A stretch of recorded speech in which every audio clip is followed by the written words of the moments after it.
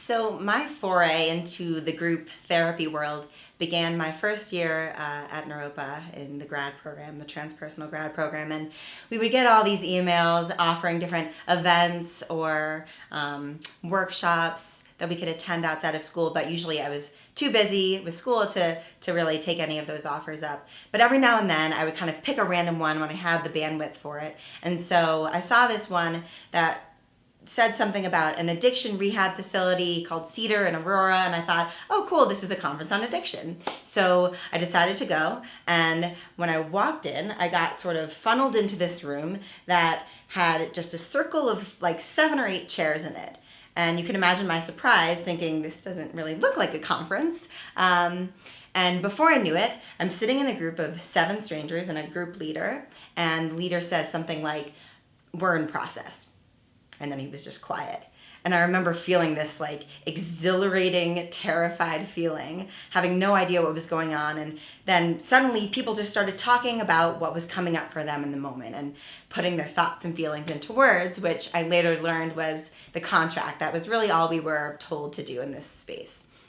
And over the course of the next 6 hours, I learned that I was actually at the Colorado Group Psychotherapy Society, now the Four Corners Group Psychotherapy Society's annual conference, and that I was going to be sitting in an interpersonal process group and just sharing what was coming up for me in the moment with these 7 other strangers and talking about how I felt towards them and hearing about my impact on them and getting a lot of feedback and giving a lot of feedback. And it was just such an enlivening, raw, transparent way of communicating that I'd really never experienced before. And there was something about the fact that there was a contract and we were all there to do the same thing, to interact in this really real, authentic way that made it safe for me to feel like I could practice new behaviors in this room and take risks in relationships in ways that might have felt more intimidating or threatening in an interpersonal interaction in my outside life. So something about this container really gave me this liberating feeling that I could try new things in relationship. So after that, I was totally hooked on group. Everything group I could find, I got my hands on. I became more involved in FCGPS and joined the board. And I've been doing that for the past 2 years. And it's just been such an amazing community and an amazing part of my personal growth, participating in the weekly group that I'm here in Boulder.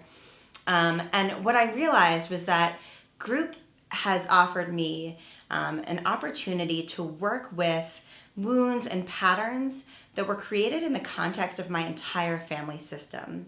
And this is really where a lot of my interpersonal patterns and ways of relating were created.